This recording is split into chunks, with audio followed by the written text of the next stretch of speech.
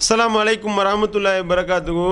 அன்புக்குரிய சகோதரர்களே, இந்த வீடியோ பதிவின் மூலமாக உங்களை சந்திப்பதில் மிக மகிழ்ச்சி அடைகின்றோம். இந்த வீடியோ பதிவு எதற்காக என்றால், விஹெச்பியை சேர்ந்த சகோதரர் பாலகௌதமன் அவர்கள் ஒரு வீடியோ பதிவை யூடியூபில் வாயிலாக ஏற்றிருக்கின்றார். அதில் என்ன சொல்ல வருகின்றார் என்றால், முஸ்லிம்களினுடைய பொய் பிரச்சாரத்திற்கு இந்துக்களினுடைய பதிலடி என்ற தலைப்பிலே அந்த வீடியோவை அவர் வெளியிட்டிருக்கின்றார். முதல்ல இந்துக்களினுடைய பதிலடி என்று இவர்கள் போட்டிருப்பதே ஒரு மிகப்பெரிய மோசடி என்பதை நாம் இங்கே பதிவு செய்கின்றோம். காரணம் என்னவென்றால், சங் பரிவாரத்தை சேர்ந்த பாலகௌதமன் அவர்கள் அவங்களுடைய முழு நேர கொள்கை என்னவென்றால், பொய், புரட்டு, பித்தலாட்டம், உண்மைக்கு புறம்பான செய்திகளை உண்மை போன்று சொல்வதுதான் இவர்களுடைய வேலை. இதுக்கு ஒட்டுமொத்த இந்துக்களையும் கூட்டு சேர்த்து இந்துக்கள் இந்த மாதிரியான பதிலடியை கொடுக்கின்றார்கள் என்பது போன்ற ஒரு பதிவை நாங்கள் செய்யக்கூடிய தவறான விஷயத்திற்கு இந்துக்களையும் கூட்டு சேர்ப்பதை எந்த ஒரு இந்து சகோதரர்களும் ஏற்றுக்கொள்ள மாட்டார்கள் என்று நாங்கள் நம்புகின்றோம். முதல்ல அதை இங்கே பதிவு செய்து கொள்கின்றோம். அடுத்து, இந்த வீடியோ எதற்காக பதிவேற்றம் செய்யப்பட்டிருக்கின்றது அப்படின்னு பார்த்தீங்கன்னா, முதல்ல 2012ஆம் ஆண்டு டிசம்பர் மாதம் பாபர் மசூதி சம்பந்தமான ஒரு விவாதம் கேப்டன் நியூஸ் டிவியில் நடைபெறுகின்றது. அதில் இந்த பாலகௌதமன் என்பவரோடு சவர் பிஜே அவர்கள் விவாதம் செய்கின்றார்கள். அந்த விவாதத்தில் சில மேற்கோள்களை அவர் வைக்கும் பொழுது, இது சம்பந்தமாக நம்ம தனியாக விவாதம் பண்ணி கொள்ளலாம் என்று சவர் பிஜே அவர்கள் விவாதத்திற்கு அழைக்கின்றார்கள். இப்படி விவாதத்திற்கு அழைத்து கிட்டத்தட்ட 1.5 வருஷம் ஆகிப்போச்சு. 1.5 வருடமாக ஆகியும் இவர் அந்த விவாதத்திற்கு சம்மதிக்கவில்லை, விவாதிக்க முன்வரவில்லை என்பதை சுட்டிக்காட்டி நம்ம என்ன செய்கிறோம், தினமொரு தகவலில் அவர் பேசிய அந்த வீடியோ கிளிப்பையே போட்டு இது போன்று விவாதத்திற்கு ஒத்துக்கிட்டாரு, ஒப்புக்கொண்டு விட்டு இப்போ விவாதிக்க வரவில்லை, 1.5 வருஷம் ஆயிடுச்சு என்று நாம் சுட்டிக்காட்டி பேசுகின்றோம். ஏற்கனவே கூப்பிட்டு வந்த விஹெச்பியை சேர்ந்த கௌதம் என்றவர் கேப்டன் டிவியில் சவர் பிஜே அவர்களோட விவாதம் நடந்தது, ராமர் கோயில் சம்பந்தமா, பாபர் மஸ்ஜித் பிரச்சனை சம்பந்தமா கூப்பிட்டோம். வாங்க வர்றோம், நாம விவாதம் பண்ணிக்கிறோம் அப்படின்லாம் சொன்னாரு. ஐயா, நான் உங்களுக்கு ஆதாரம் தரேன். ஐயா, நான் ஆதாரம் தரேன். கண்டிப்பா கிடையாது. இல்ல, நான் ஆதாரம் தந்தா ஏத்துக்கிறீங்களா? நல்லா ஏத்துக்கிறோம். நீங்க ஏத்துக்கிறீங்களா? கண்டிப்பா. நம்ம அடுத்த முறை ஆதாரத்தோட நான் வரேன், ஐயா வரட்டுங்க. அடுத்த முறை நம்ம இதே ஸ்டுடியோல பேசுவோம். அடுத்த முறை ஆதாரத்தோட நான் வரேன், ஐயா வரட்டுங்க. அடுத்த முறை நம்ம இதே ஸ்டுடியோல பேசுவோம். அடுத்த முறை ஆதாரத்தோட நான் வரேன், ஐயா வரட்டுங்க. அடுத்த முறை நம்ம இதே ஸ்டுடியோல பேசுவோம். இது இல்லாம கூட ரெக்கார்ட் பண்ணி பேசிக்கிறோம். அவங்க தரணும்னு அவசியம் கிடையாது. நம்ம உட்கார்ந்து பேசலாம். இதை பத்தி தலைவா வச்சு முடிச்சு பேசிக்கிறோம். இப்ப நான் டாபிக் வர்றேன். அதுக்கு பதிலடி கொடுக்கறதா தான் இவர் என்ன செய்யறாருன்னா, முஸ்லிம்களுடைய பொய் பிரச்சாரத்திற்கு இந்துக்களுடைய பதிலடி அப்படின்னு சொல்லி அந்த வீடியோவை போட்டிருக்காருங்க. முதல்ல இதில் அந்த வீடியோவில் இருக்கக்கூடிய பொய், புரட்டு, பித்தலாட்டங்கள் மற்றும் உண்மைக்கு புறம்பான செய்திகள் எல்லாத்தையும் இப்போ அக்குவேர் ஆணிவேரா ஒவ்வொரு விஷயமா எடுத்து வைத்து அதில் எவ்வளவு பொய்யான விஷயங்கள் அவர் சொல்லியிருக்கின்றார் என்பதை நாம் இப்போ விளக்க போகின்றோம். அதில் இப்போ ஒவ்வொரு விஷயமா எடுத்து பார்ப்போம். முதல் விஷயம் என்னன்னா, பிஜேவோடு விவாதிக்க நான் ஒப்புக்கொள்ளவே இல்லை அப்படின்னு சொல்லி முதல் விஷயத்தை மறுக்கிறார். இதை இப்போ இந்த கிளிப்பிங்கை பாருங்க. நீங்கள் நான் என்ன சொல்லியிருக்கேன் அப்படின்னு சொன்னா, கேப்டன் டிவி மாதிரி ஒரு நடுநிலையான டிவியில் ஒரு விவாதத்துக்கு நான் தயார் என்று தான் நான் சொன்னேனே தவிர, நீங்க கூப்பிடுற இடத்துக்கு விவாதத்துக்கு வரலாம்னு நான் சொல்லலை. இப்போ பார்த்தீங்களா, இந்த கிளிப்பிங்கில் என்ன சொல்றாரு, நான் விவாதத்திற்கு ஒப்புக்கொள்ளவே இல்லை, நாம் கேப்டன் நியூஸ் டிவி மாதிரியான ஒரு நடுநிலையான டிவி முன்னிலையில் தான் விவாதிக்க ஒப்புக்கொண்டோம் அப்படின்னு சொல்லி ஒரு தார்பாயில் வடிகட்டிய பொய்யை எந்த விதமான கூச்சமும் இல்லாமல் உடைச்சி சொல்லக்கூடியதை பார்க்கின்றோம். ஆனால் கேப்டன் நியூஸ் அந்த விவாதத்தில் என்ன நடந்துச்சுன்றது அம்புட்டும் ரெக்கார்டிங் ஆகிருக்கு. அம்புட்டும் ரெக்கார்டாகி இது கற்காலத்தில் வாழலை. இப்போ யூடியூப்பில் போய் கேப்டன் நியூஸு டிஎன்டிஜே அப்படின்னு போட்டோம்னாலே அந்த விவாத வீடியோக்கள் கிடச்சி விடும். அதை செக் பண்ணி பார்ப்பாங்களே.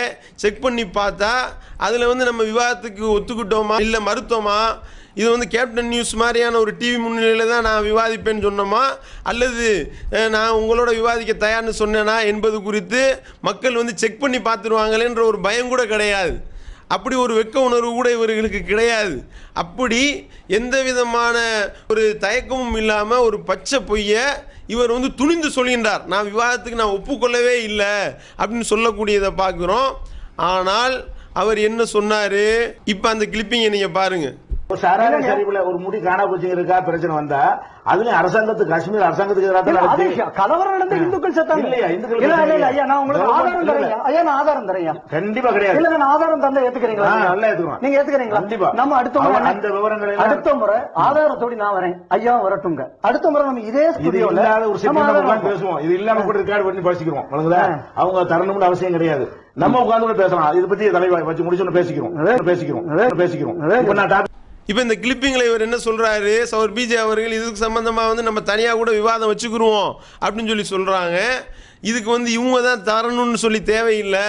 இந்த கேப்டன் நியூஸ் டிவி என்பது வந்து அவங்க கூப்பிடுவாங்க, அவங்க நமக்காக ஏற்பாடு பண்ணுவாங்க, விவாதத்துக்கு நேரத்தை ஒதுக்குவாங்கலாம் நம்ம சொல்ல முடியாது. கிட்டத்தட்ட அந்த விவாதம் நடந்து 1.5 வருஷம் ஆயிடுச்சு. 1.5 வருஷத்துக்கு அப்புறமும் இன்றளவும் வந்து இதுவரைக்கும் நம்மளை திருப்பி கூப்பிடலை. அப்படி இருக்கும் பொழுது இதெல்லாம் கவனத்தில் கொண்டு தான் சௌர் பிஜே அவர்கள் என்ன சொன்னாங்க, நம்ம தனியாக ஒரு விவாதம் வச்சுக்கிருவோம், அதை வந்து நம்ம ரெக்கார்டு பண்ணி போட்டுக்கிருவோம் அப்படின்னு சொன்ன உடனேயே தலையாட்டினாரா இல்லையா, ஒப்புக்கொண்டாரா இல்லையா? ஒரு சினிமா பேசுவோம். இது இல்லாம கூட ரெக்கார்டு பண்ணி பேசிக்கிறோம். அவங்க தரணும்னு அவசியம் கிடையாது. நம்ம உட்கார்ந்து பேசலாம். இது பத்தி தலைவாய் வச்சு முடிச்சு பேசிக்கிறோம். அப்போ ஒப்புக்கொள்றது இப்ப ஓடக்கூடிய வீடியோ காட்சியில பாக்குறீங்க. தலையாட்டி ஆமோதிக்கின்றார். தலையாட்டி ஆமோதித்து விட்டு அதை வந்து இவர் மறுப்பு கொடுத்தாரே, முஸ்லிம்களுக்கு இந்துக்களுடைய பதிலடின்னு சொல்லிட்டு அந்த வீடியோவில் அந்த யூடியூப்பில் பதிவேற்றம் செய்யப்பட்ட வீடியோவில் அதையும் போட்டு காட்டுறாரு. போட்டு காட்டி விட்டு இல்லை நான் அப்படி சொல்லவே இல்லை என்று இவர்கள் மறுப்பதாக இருந்தால் அப்போ இதுக்கு எந்த அளவுக்கு துணிச்சல் வேணும்?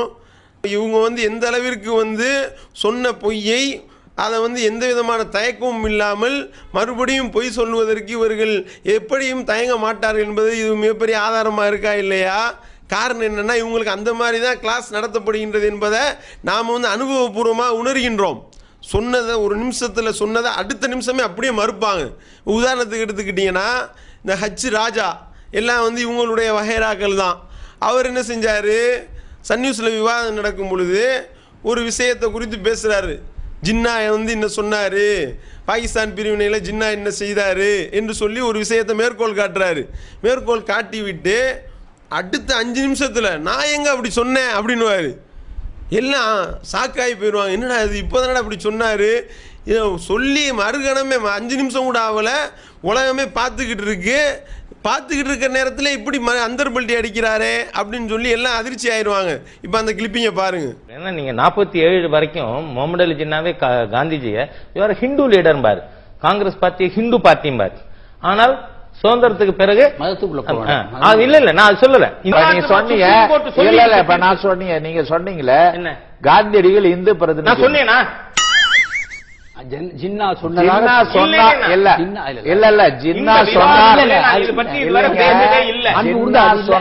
சொன்னீங்களா இல்லையா?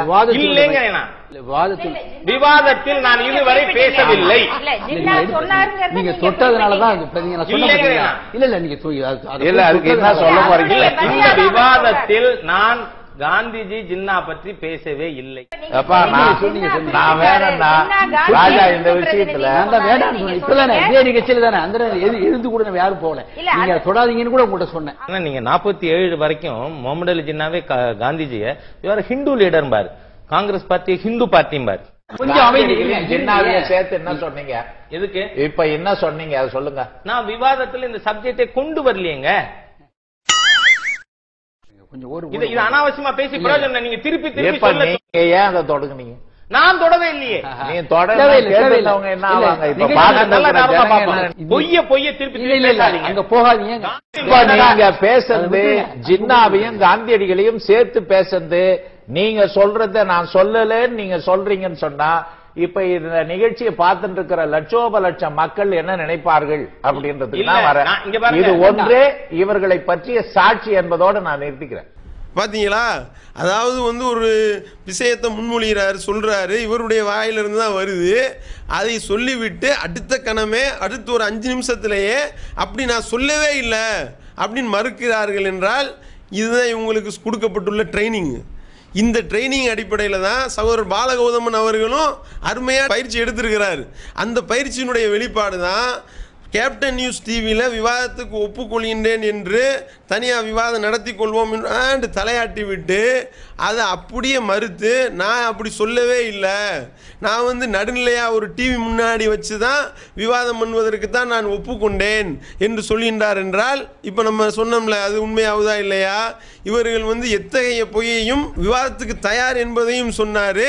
அதுக்கடுத்து மறுகணமே அப்படியே அந்தர்பல்டி அடித்து நான் அப்படி சொல்லவே இல்லை என்று சொல்லி அடுத்து அந்தர்பல்டி அடிக்கின்றார்கள் என்றால் அப்போ இது பாலகௌதமன் அவர்கள் வந்து இதை சொன்னார். என்ன சொன்னார்? இந்த மாதிரி வந்து ஒரு நடுநிலையான டிவி முன்னாடி வச்சு நம்ம விவாதம் பண்ணிக்கிறோம்னு சொன்னார். சொன்னவனே அவர் பிஜே அவர்கள் குறுக்கிட்டு இவங்க கொடுக்கணும்லாம் தேவையில்லை, நம்ம தனியாக விவாதம் பண்ணிக்கிடுவோம் அப்படின்னு சகோதரர் பிஜே அவர்கள் சொல்ல அதையும் ஒப்புக்கொண்டு ஓகே அப்படின்னு சொல்லி தலையாட்டினாரா இல்லையா? எல்லாம் ஒப்புக்கொண்டு விட்டு 2 விஷயத்தையும் சொன்னார். இப்போ என்ன நிலைமை என்னன்னா, அந்த நான் வந்து நடுநிலையான டிவி முன்னாடி மட்டும்தான் சொன்னேன் என்பதை அதை மட்டும் சொல்லிவிட்டு நம்ம வந்து விவாதத்துக்கு அழைத்து அவர் பிஜே அவர்கள் விவாதத்திற்கு அழைத்து அந்த விவாதத்திற்கு அவர் ஒப்புக்கொண்டாரே வச்சுக்கிறோன்னு சொல்லி தலையாட்டினாரே அதை அப்படியே டோட்டலாக இருட்டடிப்பு பண்ணி எந்த அளவுக்கு இருட்டடிப்பு பண்ணுறாருன்னா, இருட்டடிப்பு பண்ணுகின்றோம் என்பதை வந்து பொய்யா சொல்கிற அந்த வீடியோலேயே அதையும் போட்டு காட்டுறாரு. அப்போ எந்த அளவுக்கு துணிச்சல் வேணும் இதுக்கு? இந்த மாதிரியான ஒரு விவாதத்துக்கு நான் வருகின்றேன் என்று சொன்ன வீடியோவையே போட்டு அதுக்கு நான் ஒப்புக்கொண்டு விட்டேன் என்று தலையாட்டின வீடியோவையும் போட்டு மறுகணமே அப்படி நான் சொல்லவில்லை என்று துணிந்து போய் சொல்வதாக இருந்தால் இதுக்கு வந்து ஒரு அசாத்திய தைரியம் வேண்டும். அந்த தைரியம் இவர்கள்ட்ட இருக்குது. காரணம் என்னென்னா அந்த மாதிரி தான் இவர்கள் உருவாக்கப்பட்டிருக்கின்றார்கள் அப்படின்றத முதல் விஷயமாக இங்கே நாம் பதிவு செய்து கொள்கின்றோம். அடுத்து பார்த்தீங்கன்னா சகோதரர்களே, இது வந்து இவர் வந்து இந்த விவாதத்துக்கு தனியாக நம்ம ஒரு விவாதம் வச்சுக்கிடுவோம் அப்படின்னு சொல்லி சகோதரர் பிஜே அவர்கள் அந்த கேப்டன் நியூஸ் விவாதத்தில் அழைக்கும் பொழுதே ஒரு தலையாட்டினார்ல, அது மட்டும் ஆதாரம் இல்லை, இன்னும் கூடுதலான அடுக்கடுக்கான ஆதாரங்கள் இருக்கின்றது. இதெல்லாம் இருட்டடிப்பு பண்ணிட்டு தான் ஒரு பொய்யா வந்து இப்போ வந்து வேறு மாதிரி திசை திருப்ப பார்க்கின்றார்.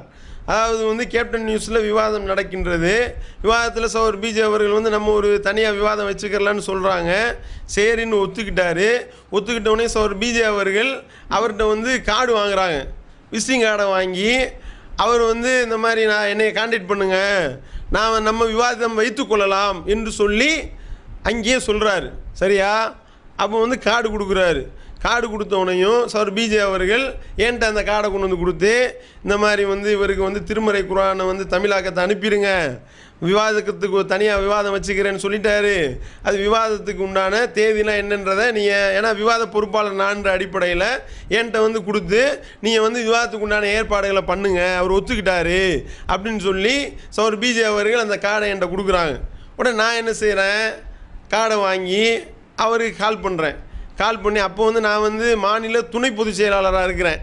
அப்போ வந்து ஃபோன் பண்ணி இந்த மாதிரி வந்து கௌதமன் சாரா அப்படின்னு கேட்குறேன். ஆமாம் சார் சொல்லுங்கன்னாரு. நான் வந்து தமிழ்நாடு தௌஹீத் ஜமாஅத்தினுடைய மாநில துணை பொதுச் செயலாளர் சையத் இப்ராஹிம் பேசுகிறேன் அப்படின்னு. சொல்லுங்கள் தலைவரே, சொல்லுங்கள் தலைவரே அப்படின்றாரு. அதாவது வந்து மாநில தலைவர் சகோதரர் பிஜே அவர்கள், ஆனால் வந்து என்னைய தலைவராக்கிட்டார். தலைவரே சொல்லுங்கள் தலைவரே அப்படின்றாரு. உடனே வந்து இந்த மாதிரி வந்து திருமறை குர்ஆன் இதெல்லாம் உங்களுக்கு அனுப்ப சொன்னாங்க, உங்களுடைய அட்ரஸ் இந்த கார்டில் இருக்கிற அட்ரஸ் தானா என்று சொல்லி அந்த அட்ரஸை சொல்கிறேன், அதுதான் தலைவரை அனுப்புங்க அப்படின்றாரு. அதோட வந்து இந்த மாதிரி வந்து விவாதத்துக்கு வந்து நம்ம தனியாக மற்ற விஷயங்கள் எல்லாத்தையும் நம்ம பேசுகிறதுக்கு தனியாக ஒரு கலந்துரையாடல் ஒன்று வைக்கணும்னு சொல்லி சொன்னாங்களே, அது நம்ம எப்போ வைத்துக்கிறலாம் அப்படின்னு நான் கேட்குறேன். கேட்டால் என்ன சொன்னார், தாராளமாக எப்போ வேணாலும் வச்சுக்கிறலாம், ஒன்றும் பிரச்சனை இல்லை, நான் ரெடி சொன்னீங்களா இல்லையா? அதற்கு இப்போ வந்து மறுத்தாலும் மறுப்பார். ஆனால் அவரோட பேசும்பொழுது உண்டான அந்த ஆடியோ ரெக்கார்டை இப்போ நீங்களே கேளுங்க. ஹரிஓம் கௌதம். கௌதம் சார், நான் வந்து தமிழ்நாடு தௌஹீத் ஜமாஅத்திலிருந்து மாநில துணை பொதுச் செயலாளர் இப்ராஹிம் பேசுகிறேன் சார். வணக்கம். நல்லா இருக்கீங்களா? நல்லா இருக்கேன் சார். சார் இந்த இது வந்து இப்போ இந்த குர்ஆன் இந்த புத்தகங்கள் அனுப்புறதுக்காக அட்ரஸ் இது பண்ண சொன்னாங்க. ஆமா, இந்த 744/A வைஷ்ணவி அபார்ட்மெண்ட் 59 ஸ்ட்ரீட். அதேதான் தலைவரே. சரிங்க சார், அதில் வந்து நான் இப்போ அனுப்பி விட்றேன் சார் உங்களுக்கு.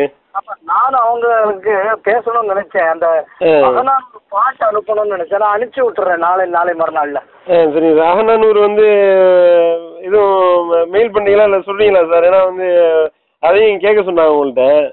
ஆமா, நான் அனுப்பி விட்டுறேன். அது நான் எந்த நம்பர் நான் சொல்லிட்டா போறோங்களா? நம்பர் சொன்னா போதும் சார். ஏன்னா நம்ம இருக்குல்ல, 400 இருக்கு, 400 பாடல்கள்ல எந்த தலைப்புன்னு சொல்லிட்டீங்கன்னா எடுத்து பார்த்துக்கலாம் சார். ப்ராப்ளம் இல்லை. நீங்கள் ஒரே ஒரு பண்ணுங்க, உங்கள் இமெயில் ஐடியை மட்டும் எனக்கு எஸ்எம்எஸ் பண்ணி விட்ருங்க, நான் அனுப்பிச்சிடுறேன். சரிங்க சார், ஓகே. இப்போ நான் உங்களுக்கு மெயில் மெசேஜ் பண்ணுவா சார்? பண்ணிடுங்க சார், நான் இன்னைக்கு நைட் உங்களுக்கு வந்து அதை அனுப்பிச்சி விட்றேன். சரிங்க sir, okay okay, thank you sir, thank you. வணக்கம் சார், மெசேஜ் கிடைச்சிச்சா சார்? வந்துருச்சு சார். சார், அது போக வந்து நம்ம மற்ற விஷயங்கள் சம்பந்தமாக வந்து தனியாக ஒரு கலந்துரையாடல் மாதிரி நடத்துக்கலான்னு சொன்னாங்களே சார், அது ஏற்பாடு பண்ணலாமா சார்? என்னைக்கு ஆனாலும் பிரச்சனை இல்லை, நீங்கள் நாள் சொல்லுங்க. சரிங்க சார். ஆனால் ஒன்று என்னென்னா, நம்ம என் தொழில் இல்லை, அதனால நான் ஒரு நாள் பார்த்து சொல்கிறேன். சரிங்க சார், அது உங்களுக்கு கன்வீன்ஸான நாளாக சொன்னால் கூட ஓகே தான் சார், பிரச்சனை இல்லை சார். ஓகே சார், என்னைக்கு வேணாலும் வச்சுக்கலாம் சார், நோ ப்ராப்ளம். அப்படியா? சரிங்க சார். அப்போ எந்த டேட் சார் வைக்கலாம் சொல்லுங்கள் சார், நீங்களே உங்களுக்கு தோதான நாளா? இப்படி ஜனவரி முடியட்டும். சரிங்க சார். ஏன்னா இந்த வருஷத்துக்குள்ள போட்டாலாம் முடிக்கணும் தொழிலில். சரி சரி, ஓகே ஓகே, சரி சரி. பார்ப்போம். சரிங்க சார். அப்போ ஜனவரிக்கு அப்புறம் ஒரு டேட் சொல்கிறீங்களா?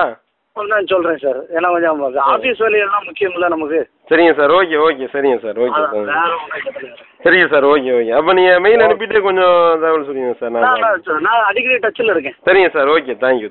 Okay sir. இப்போ இந்த ஆடியோ ரெக்கார்டில் என்ன சொல்கிறாரு, நம்ம தொடர்பு கொண்டது, அவர் வந்து விவாதத்துக்கு தயார் என்று சொன்னது, அதை ஏற்றுக்கொண்டது, ஒப்புக்கொண்டது. அப்போ கேப்டன் நியூஸ் மாதிரியான ஒரு சேனல் மத்தியில் வச்சு தான் நான் வந்து விவாதத்துக்கு ஒத்துக்கிட்டேன்.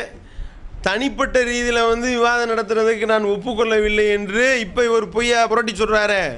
அப்படி சொல்வதை அன்றைக்கு சொல்லியிருந்தாரே ஆனால், சொல்லியிருப்பாரே ஆனால், நான் தொடர்பு கொண்டவனு என்ன சொல்லியிருக்கணும் இவர்? நீங்கள் எதுக்குங்க விவாதம்னு பேசுகிறீங்க? கேப்டன் நியூஸில் கேளுங்க. கேப்டன் நியூஸ் எப்போ ஒப்புக்கொள்கின்றார்களோ அப்போ தான் நம்ம அந்த விவாதத்தை வைக்கணும்னு சொல்லியிருக்கணுமா இல்லையாங்க? ஆனால் என்ன சொன்னார்? தயாராக இருக்கிறேன், நான் விவாதத்துக்கு தயார், ஆனால் என்னென்னா எனக்கு தொழில் தான் முக்கியம், அதனால் இப்போ சொல்ல முடியாது. அது வந்து ஜனவரிக்கு அப்புறம், பிப்ரவரி மாதத்து, அதாவது டிசம்பரில் பேசுகிறோம். டிசம்பர் ஸ்டார்டிங்கில் தான் 6ஆம் தேதி இது நடக்குது, 7ஆம் தேதி தொடர்பு கொள்கிறோம்.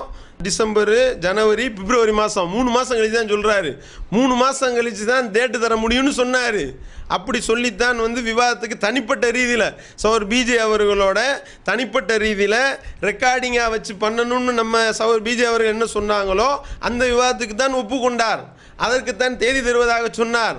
அதையெல்லாம் ஒப்புக்கொண்டு விட்டு தான் இவர் வந்து அந்த இதில் நம்மள்கிட்ட பேசினார். அந்த ரெக்கார்டை தான் இப்போ நீங்கள் கேட்டீங்க. அதுக்கடுத்து என்ன செய்கிறோம்? திருமறை குர்ஆன் அந்த சில ஆதாரங்களெல்லாம் கேட்குறோம். ஆதாரங்கள் கேட்டதற்கு வந்து நீங்கள் வந்து உங்கள் இமெயில் ஐடி அனுப்புங்க அப்படின்றாரு. இமெயில் ஐடி மெசேஜ் அனுப்புகிறேன்னு சொல்கிறேன். மெசேஜ் அனுப்புகிறேன்னு சொல்லிவிட்டு திரும்ப வேறு தொடர்பு கொள்கிறேன். திரும்ப தொடர்பு கொண்டு மெசேஜ் கிடச்சிருச்சா அப்படின்னு கேட்டேன். கிடச்சிருச்சு, நான் இன்றைக்கி நைட்டுக்குள்ளே அந்த ஆதாரத்தை அனுப்புகிறேன்னு சொன்னாருங்க. நைட்டுக்குள்ளே அனுப்புகிறேன்னு சொல்லி கிட்டத்தட்ட 1.5 வருஷத்துக்கு மேலே ஆகிப்போச்சு. இன்னும் அவருக்கு விடியாமல் இருக்கின்றது. அதை தான் நம்ம கேட்டோம். ஆதாரம் தர்றேன்னு சொன்னீங்க, இந்த மாதிரி வந்து விவாதத்துக்கு வர்றேன்னு சொன்னீங்க. 1.5 வருடமாகியும் நீங்கள் வந்து பதிலளிக்காமல் அதுக்கப்புறம் திருப்பி தொடர்பு கொள்கிறோம். எதுக்கு தொடர்பு கொள்கிறோம்? திருப்பி தேதி கொடுப்பாரு, அந்த தேதியை வந்து நம்ம டேட்டை கன்ஃபார்ம் பண்ணிடலாம் அப்படின்றதற்கும், அனுப்புன திருமறை குர்ஆன் தர்ஜுமா கிடச்சிச்சா இல்லையா அப்படின்றத கன்ஃபார்ம் பண்ணிக்கிறதுக்காக மறுபடியும் தொடர்பு கொள்கிறோம். நீங்கள் தொடர்பு கொள்ளும் வாடிக்கையாளர் எண் சுவிட்ச் ஆஃப் செய்யப்பட்டுள்ளது. அப்போ வந்து நம்ம திருப்பி தொடர்பு கொள்ளும்போது நீங்கள் தொடர்பு கொள்ளும் தொலைபேசி எண் சுவிட்ச் ஆஃப் செய்யப்பட்டுள்ளதுன்னு வந்துச்சுன்னா, இப்போ விளக்கம் கொடுக்குறாரு. என்ன விளக்கம் கொடுக்குறாருன்னா, என் நண்பர்கள் யார்கிட்ட வேணாலும் நீங்கள் கேட்டு பார்க்கலாம், 24 மணி நேரமும் வந்து என்னுடைய தொலைபேசி ஆனில் இருக்குன்னு சொல்கிறாரு. ஆனால் இப்போ தான் நமக்கு விளங்குது, நம்ம நம்பரை மட்டும் பிளாக் பண்ணுற மாதிரி செட்டிங் பண்ணி வச்சுருக்காரு. ஏன்னா இவன் விவாதத்துக்கு கூப்பிட்டுக்கிட்டு இருந்தால் நம்ம பதில் சொல்ல முடியாது, எஸ்கேப் ஆகி ஓடிட முடியாது. அதனால் நம்ம என்ன செய்வோம் அப்படின்னு சொல்லிட்டு நம்ம நம்பரை மட்டும் பிளாக் பண்ணியிருக்காருன்றது இப்போ தான் தெரிய வருகின்றது. இது வந்து இப்போ இவர் வந்து மேற்கொண்டு பொய்யை வந்து இன்னும் தைரியமாக சொல்லக்கூடியவர், எப்படி வேணாலும் செட்டிங்லாம் பண்ணுவாங்கன்றதுக்கு இது ஒரு கூடுதல் ஆதாரமாக இப்போ நமக்கு கிடைத்திருக்கின்றதை நம்ம பார்க்கின்றோம். அப்போ வந்து அன்னைக்கு நைட்டே ஆதாரத்தை அனுப்புகிறேன்னு சொன்னீங்களா இல்லையா? அப்படி அன்னைக்கு நைட்டே ஆதாரத்தை அனுப்பியிருந்தால் நீங்கள் திருப்பி தொடர்பு கொண்டிருப்பீங்க. நம்மளை தொடர்பு கொண்டு இந்த மாதிரி வந்து ஆதாரத்தை அப்படியும் தொடர்பு கொள்ளவும் இல்லை. அதே மாதிரி வந்து நீங்கள் சரியான நபராக இருந்தால், உண்மையாளர்களாக இருந்தால் என்ன செய்யணும்? இந்த ஆதாரத்தையெல்லாம் நான் அன்றைக்கி நைட்டே அனுப்பிட்டேன் அப்படின்னு சொல்லி ஸ்க்ரீன்ஷாட்லாம் காட்டியிருக்கணுமா இல்லையா? காட்டணுமா இல்லையா? அப்படி இது வரைக்கும் காட்டினீங்களா? அப்போ அதுவும் பொய் என்று ஆகிவிட்டது. அப்போ நீங்கள் வந்து கேப்டன் நியூஸில் விவாதிக்கும் பொழுது சவர் பிஜே அவர்கள் தனியாக விவாதிக்க வாங்கன்னு சொல்லி உங்களை அழைத்தது உண்மை. அப்படி அழைத்ததை நீங்கள் ஒப்புக்கொண்டது உண்மை. அப்படி ஒப்புக்கொண்டது வந்து அந்த கேப்டன் நியூஸ் விவாத அந்த வீடியோக்கள்லேயே பதிவாகி இருக்கின்றது. அதுக்கப்புறம் நாங்கள் உங்களை தொலைபேசியில் தொடர்பு கொண்டது உண்மை. நம்ம விவாதம் நடத்தி கொள்ளலாம், எப்போ வேணாலும் நடத்தி கொள்ளலாம் தலைவரே அப்படின்னு சொல்லி நீங்கள் சொன்னது உண்மை. அப்படி ஒப்புக்கொண்டு விட்டு 3 மாதம் கழித்து நான் தேதி தர்றேன்னு சொன்னது உண்மை. இப்போ வந்து நான் வந்து டோட்டலாக அப்படி சொல்லவே இல்லை என்று சொல்லி பொய் சொல்கின்றீர்களே, இதுவும் உண்மை அப்படின்றத இங்கே பதிவு செய்கின்றோம்.